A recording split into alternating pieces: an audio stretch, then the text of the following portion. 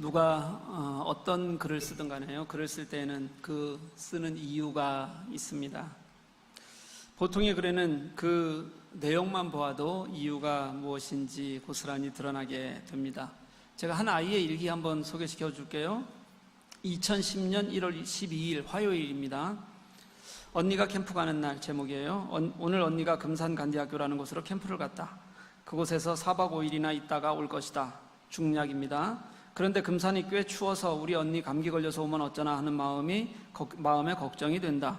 지금도 벌써 언니가 보고 싶어지는 것 같다.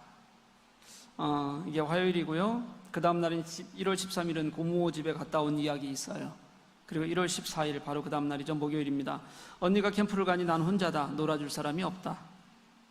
언니가 없으니까 너무 보고프다. 과연 캠프를 간 언니도 그럴까? 네, 그 다음 날 이제 금요일 날은 또 눈이 오는 겨울에 대한 이야기가 있고요. 그 다음 날인 1월 16일 토요일입니다.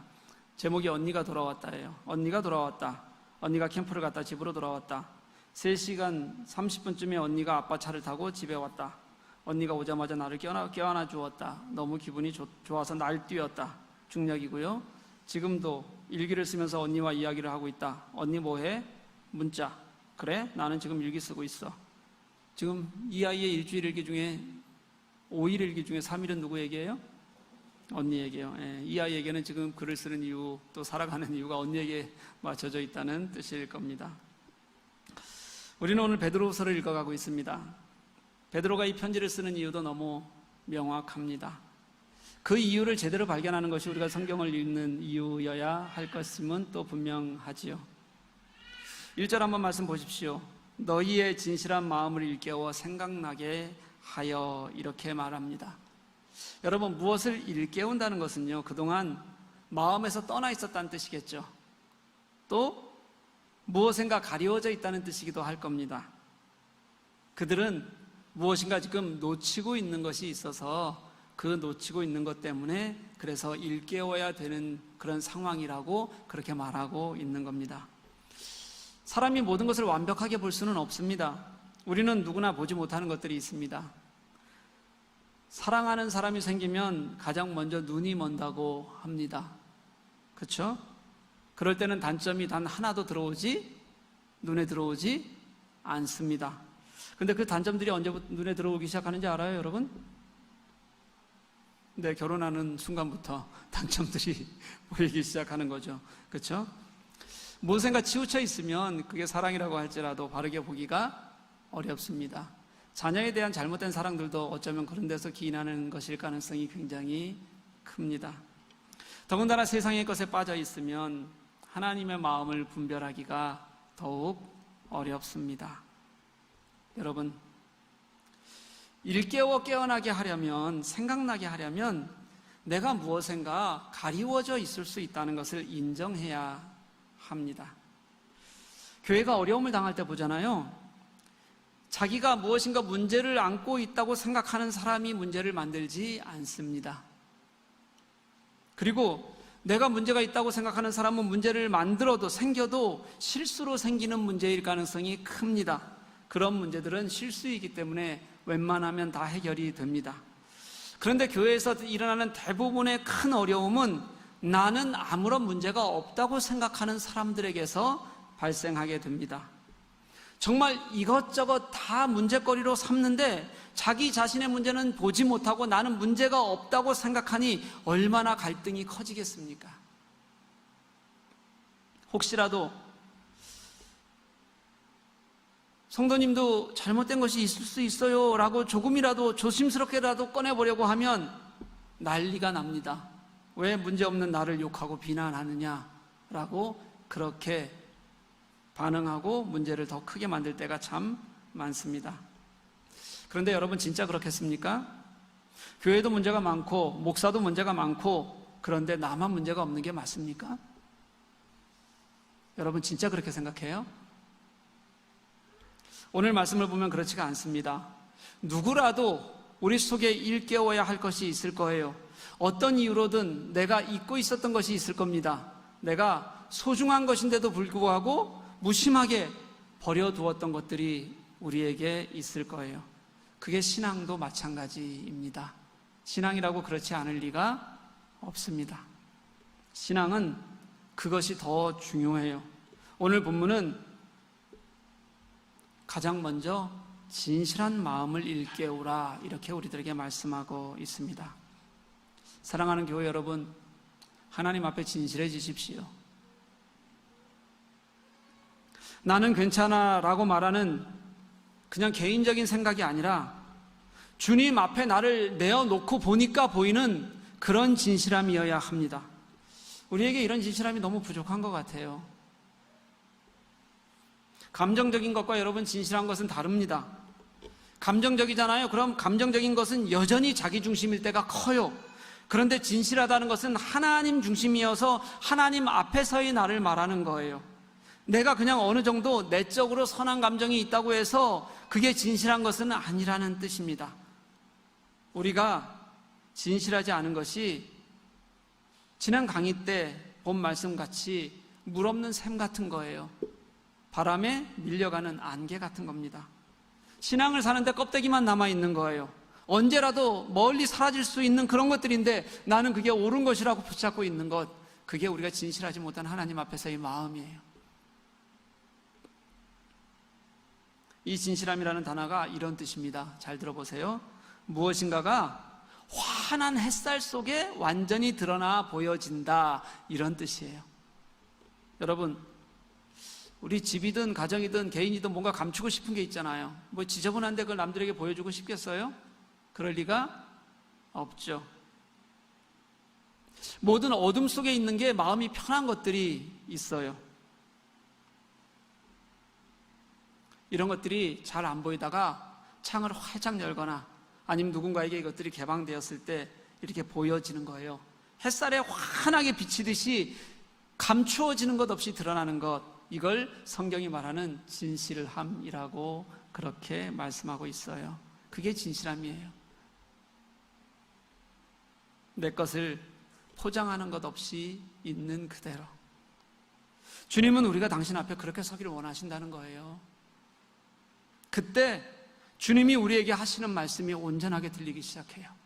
그때 주님이 내 속에 살아계신다는 게 무엇인지를 우리가 진짜 발견하게 되는 거예요. 여러분, 사도행전에 보면 두 가지 부류의 사람들이 나오는 이야기가 있어요. 사도행전 2장에 베드로의 설교가 나오고요, 사도행전 7장에 가면 스데반의 설교가 나와요. 설교의 내용도 다른 것 같지만 본질적으로는 똑같아요. 제가 느끼기에는 그 두 전도자가 하려고 했던 설교의 감동도 저는 그걸 읽을 때마다 똑같이 감동스럽게 느껴요. 무슨 말씀이냐면, 우리가 너무 모자라고 우리가 너무 악하고 그래서 예수 그리스도를 십자가에 못 박았는데 그 십자가에 못 박히신 예수께서 우리를 구원하셨다. 그러니 그에게로 돌아가자라는 게 그 설교의 핵심 내용이에요. 그런데 그런 설교를 들은 사람들 중에서 어떤 사람들은 마음에 찔려 회개하고 세례를 받았다, 그렇게 표현되어 있고요, 어떤 사람들은 설교자를 돌로 쳐서 죽였다, 그렇게 기록이 되어져 있습니다. 여러분, 같은 설교를 듣는데요, 누구는 하나님 앞에서 내가 어떻게 진실하게 서야 되는지 보고 통곡하는 사람이 있는가 하면, 누구는 목사를 미워하고 원망하고 이러는 사람들이 있다는 거예요. 둘 다 진실한 사도의 설교처럼 하는데도 불구하고요. 왜요? 내가 하나님 앞에 정말 진실하게 서 있는지 아니면 나 중심으로 서 있는지에 따라서 달라진다는 겁니다. 여러분, 구약 말씀을 보면 하나님께서 우리의 증인이 되신다, 이런 표현이 있어요. 하나님께서 우리의 증인이 되신다.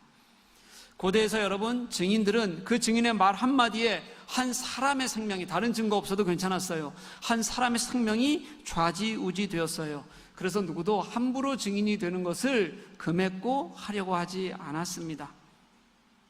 그러니 하나님이 우리의 증인이 되신다는 것은 굉장히 큰 의미가 있는 거예요. 엄청 무게가 큰 거예요.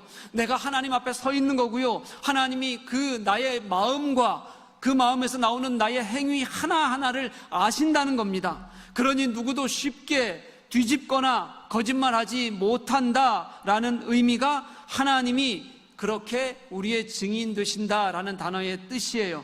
여러분, 구약은 그렇게 우리 신자들을 하나님 앞에 세워놓고 하나님이 여러분의 증인이 되세요라는 것을 계속 가르쳤어요.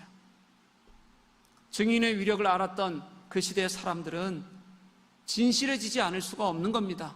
하나님 앞에 진실해지려고 애쓰는 사람들이 그때 참 하나님의 성령의 사람들이었어요. 사랑하는 교회 여러분, 하나님이 우리의 증인 되십니다. 믿으십니까? 이제 아멘 해도 돼요, 여러분. 믿으십니까? 하나님 앞에 진실해야 들리기 시작하고요, 그때 제대로 보이기 시작하는 것들이 따로 있어요. 진짜요. 그렇지 않으면 안 보이고 안 들려요, 여러분.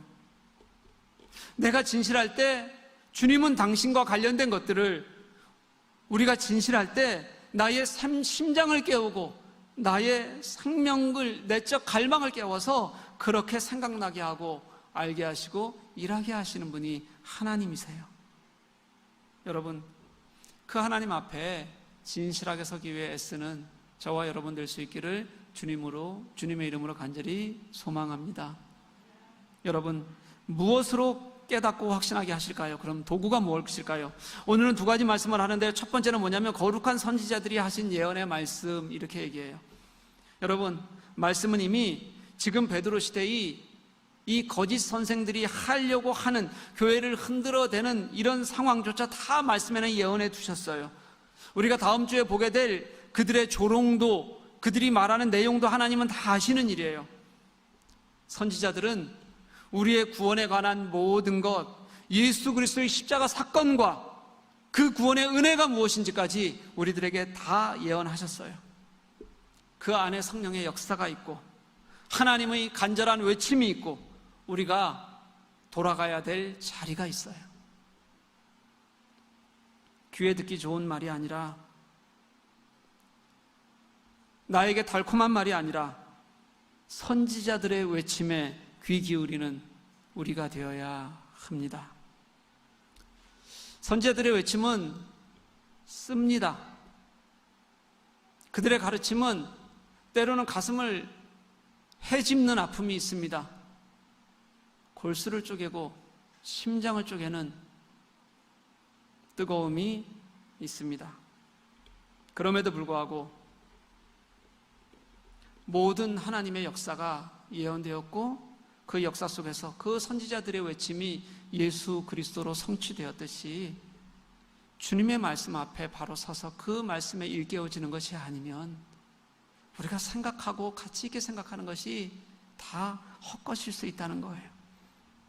진짜 주님의 말씀으로, 하나님의 말씀으로, 예언의 말씀으로 서면 그 역사 속에서 말씀하시는 하나님을 우리가 깨닫게 되고 알게 돼요.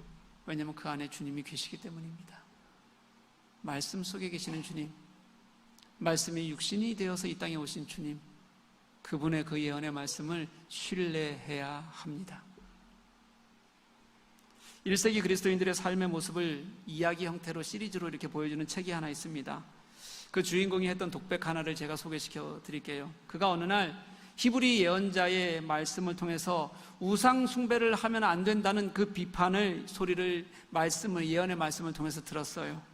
그 이후 그는 자신이 이 로마 제국 안에서 살아가면서 자신의 삶의 모습 속에서나 또는 큰 연회가 벌어지면, 좀 상류층이어서요, 연회가 벌어지면 연회 중에 우상숭배 행위가 벌어지는 것을 보면 마음속으로 계속 이렇게 되뇌었다고 해요. 하박국 예언자의 말처럼 우상을 얘기하는 거예요. 넌 단지 인간의 손에 의해 만들어진 것에 불과하거나 말할 수 없고 느낄 수 없는 존재다. 예레미야 예언자의 일갈처럼 너는 아무짝에도 쓸모없고 기만적인 존재다. 이사야 선지자의 예언처럼 우상은 아무것도 이루지 못하는 망상이고 조롱거리다. 당시 우상과 얼마나 가까웠던 시대인데요, 그 우상을 진짜 자신의 하나님처럼 여기고 살던 그런 시대에 그 그리스도인은 자신의 삶 안에서 우상에 부딪히는 모든 것들이 있을 때 단 한 번도 버리지 아니하고 그 우상은 하나님의 말씀에 의하여 아무것도 아닌 조롱거리이고 그리고 쓸모없는 것에 불과하다고 그렇게 말씀 앞에서 매일매일 응답하며 살아갔다는 거예요. 여러분, 말씀 속에서 매일매일 우리들의 삶을 돌아보고 응답해야 그래야 하나님이 보이기 시작해요. 그래야 하나님의 일하심이 무엇인지 깨닫게 됩니다. 사랑하는 여러분, 참 그리스도인들은 매일매일 말씀의 예언 속에서 하나님을 만나는 진실함을 가진 사람들이에요. 그 하나님의 말씀이 여러분 그냥 허공을 떠도는 말씀이 아니라 내 삶을 바꿔내고 내 삶을 만들어가는 은혜의 말씀이 되기를 주님의 이름으로 간절히 소망합니다. 두 번째가 뭐냐면, 또 확신하여 깨달을 또 하나의 도구가 뭐냐면 예수 그리스도를 경험하고 배운 사도들의 명령이에요. 보세요. 저는 이 문장 하나가 당시의 교회의 어려움이 고스란히 보여지는 것 같았어요. 사도들은 예수님께 직접 배운 사람들이에요. 예수님의 공생애를 같이 살았던 사람들입니다. 그들은 수많은 신앙의 부침이 있었지만 결국 예수 그리스도의 죽으심을 목격하고 예수님의 다시 사심을 경험하고 이제는 내가 예수 그리스도의 구주 되심을 증언하는 최고의 권위가 당시의 사도들이었습니다. 당시에는 성경 말씀도 제대로 없을 때였기 때문에 사도들의 권위가 기독교의 권위를 대신했을 때예요. 그런데 그들이 그렇게 정말 말씀만을 가지고 권위를 가지고 살아가다가 모두가 큰 고통 중에 순교했던 사도들인데도 불구하고 오늘 베드로의 편지를 보면 사도들조차 그들의 권위조차 교회에서는 어려움을 겪었다는 거예요. 밖에서가 아니고 어디에서요? 교회 안에서요. 그렇게 최고의 권위이면서 초대교회의 뿌리가 되었던 사도들조차도 거짓 선생들이 뿌리 깊게 뿌리를 내리기 시작하고 세상의 유혹 때문에 나를 합리화시키는 악에 나를 내던지기 시작하면 그런 곳에서는 사도들의 말씀도 아무런 힘을 발휘하지 못했다는 거예요. 사도들의 말씀도 그 거짓된 들꽃과 치열하게 싸워야 되는 아픔이 있었어요. 그래서 오늘 본문은 뭐라고 얘기하는 거예요? 그냥 사도들의 말씀이라고 얘기하지 않고 예수께서 사도들을 통해 우리들에게 명하신 것, 이렇게 말해요. 사도들의 말씀의 권위를 누구에게 둔 거예요? 예수 그리스도께 둔 거예요. 이게 무슨 뜻인지 아시겠어요, 여러분? 아무리 정말 하나님의 말씀이어도 지금 내 눈앞의 것에 매이면 아무리 의미가 있어도 지금 최고의 권위고 그게 정말 하나님의 말씀인 것처럼 우리가 여겼어도 안 따른다는 거예요. 안 믿는다는 거예요. 일부러 배척한다는 거예요. 그런 사람들이 예수께서 직접 나타나시면 믿을까요? 아니요. 당장은 믿는 척할지 모르지만 결국 예수께서도 내게 세상적인 유익을 주시지 않는다면 그들은 돌아설지 모릅니다. 아마 돌아설 거예요. 우리 진짜 심각하게 진실함으로 우리를 돌아봐야 돼요. 나는 진짜 그런가? 나는 진짜 예수 그리스도 앞에 서 있는가? 그래서 말하는 겁니다. 예언의 말씀을 신뢰하십시다. 사도들의 권위를 신뢰하십시다. 지금 우리가 신뢰하고 쫓아가던 그 세상의 유혹들이 아니라 진실하게 내 마음이 주님께 돌아서서 환한 빛에 내가 노출된 것 같은 그런 진실함으로 하나님 앞에 좀 서보십시다. 내가 진실해야 말씀에서 우리에게 비추고자 하시는 하나님의 말씀이 고스란히 진정한 깨달음으로 깨달아질 수 있으니까요. 이게 베드로가 글을 쓰는 이유예요. 내가 오늘 글을 쓰는 이유가 이거다. 여러분, 우리가 얻을 확실한 증거가 어디 있겠어요? 하나님 안에 있습니다. 다른 곳에 없습니다. 밖을 아무리 둘러보아도 우리가 그 속에서 내가 유익하고 좋은 것을 찾을 수 있을지는 몰라도 결국은 우리가 쫓아가다 당하게 될 고통과 욕망뿐입니다. 그곳에서는 하나님을 증거를 찾을 수가 없어요, 여러분. 그러니 다시 예언의 말씀인 하나님의 말씀으로 돌아가는 거예요. 주님께서 가르치시고 명하신 말씀에 응답하는 겁니다. 그때 주님이 얼마나 좋은지 알게 돼요. 그때 주님이 얼마나 내게 좋은 일을 하셨는지, 주님이 얼마나 내게 정말 은혜의 하나님이신지를 우리가 알게 돼요. 그 주님, 우리의 구원의 하나님이 되신 주님을 기억나게 하려는 거예요. 지금까지 안 보이던 주님이, 지금까지 내가 그저 예수 믿는다고 했지만 처박아두었던 주님이 진짜 내 삶의 진실함으로 드러나고 내 길이 될 때 그때 얼마나 은혜가 있고 감격이 되는지, 주님이 나를 얼마나 사로잡으시는지 그것을 알게 하고 싶다는 거예요. 사랑하는 교우 여러분, 오늘 본문의 첫 두 단어가 이렇게 시작해요. 사랑하는 자들아. 이 본문이 4개의 단락으로 나눠져 있는데요, 4개의 단락이 이렇게 계속해서 시작될 때마다 3장에서만 사랑하는 자들아 라고 베드로는 4번에 걸쳐서 반복해서 이야기합니다. 여기서의 사랑은 당연히 아가페입니다. 주님 앞에서 나는 아가페로 당신을 사랑할 수 없습니다 라고, 나는 필레오로만 당신을 사랑합니다 라고 그렇게 고백했던 베드로가 자신의 사랑하는 사람들에게 아가페를 사용해서 사랑한다라고 그렇게 고백해요. 내 사랑을 넘어서는 하나님의 사랑이 지금 여러분에게 있기를 원합니다라는 그런 온전한 하나님의 사랑에 대한 고백이에요. 베드로는 거짓 선생들이 판을 치고 있는 교회가 망가져가고 있는 그런 행위에 맞서면서도 이 편지를 읽는 나의 제자들은, 이 편지를 대하는 나의 성도들은 하나님께 돌아올 것을 신뢰하고 있는 겁니다. 그들이 주님께 돌아와 주님의 사랑을 받고 누리며 살 것임을 베드로는 확신하는 겁니다. 이제 베드로후서 3장을 마무리하면서 여전히 종말과 그 거짓된 것들을 분리해내는 작업을 계속하게 될 거예요. 그런 작업 속에서도 이 편지를 듣는 이들이 사랑하는 자들아 라고 불렀던 그 부르심이 어떤 의미인지를 깨닫게 하고 싶고 알게 하고 싶고 느끼게 하고 싶은 거예요. 그래서 계속 이 3장에서 앞에 그러지 않았는데 계속해서 반복해서 얘기하는 겁니다. 그들이 응답할 것을 믿는 거죠. 세상을 사랑하던 것에서 다시 복음을 사랑하는 것으로 나아가자는 간절한 부르심이기도 합니다. 세상의 욕망과 거짓된 것들을 쫓던 사람들이 이제 주님을 쫓는 사람들로 세상과 분리되어서 그렇게 주님 편에 설 것을, 주님 편이 될 것을 믿는 사도의 간절한 소망이 담긴 그런 부름이에요.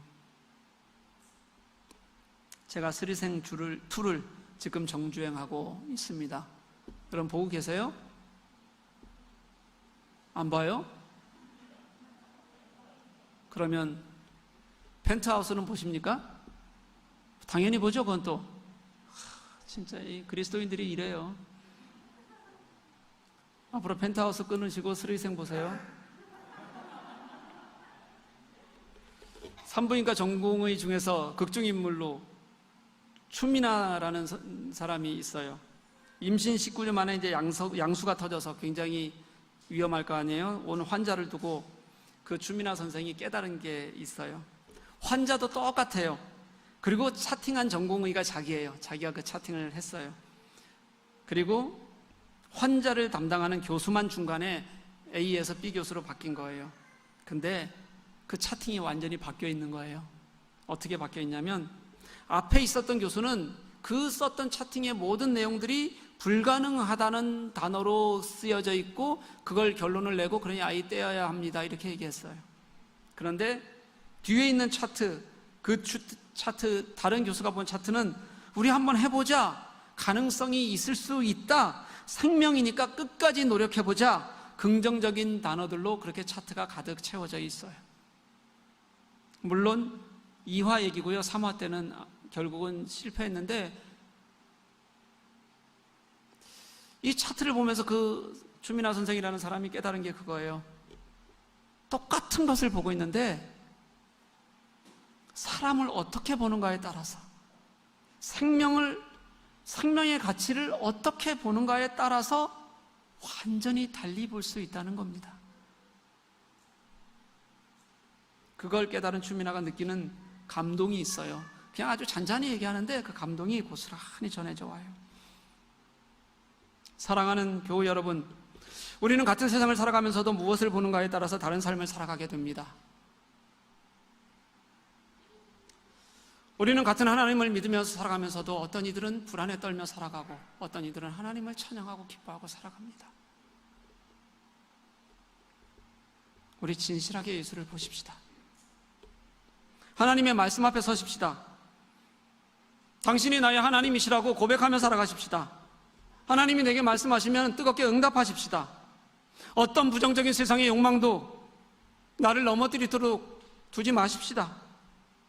주님은 승리하실 것입니다. 세상의 어떤 것도 이길 힘을 주님께서는 우리에게 이미 주셨습니다. 히브리서 기자는 우리의 믿음을 세상이 감당하지 못할 믿음이라고 분명하게 선언하고 있습니다. 사랑하는 교회 여러분, 저는 여러분을, 우리 교회를 신뢰합니다. 베드로가 사랑하는 자들아 라고 그렇게 부르면서 예수 그리스도의 사랑을 깨닫게 하고 하나님의 가르침을 가르치려고 하고 기억나게 하려고 했던 것처럼 우리 속에서 하나님이 살아계셔서 그 하나님이 일하실 것을 저는 믿습니다. 사랑하는 교회 여러분, 우리가 그 그리스도의 가르침 안에서, 주님 안에서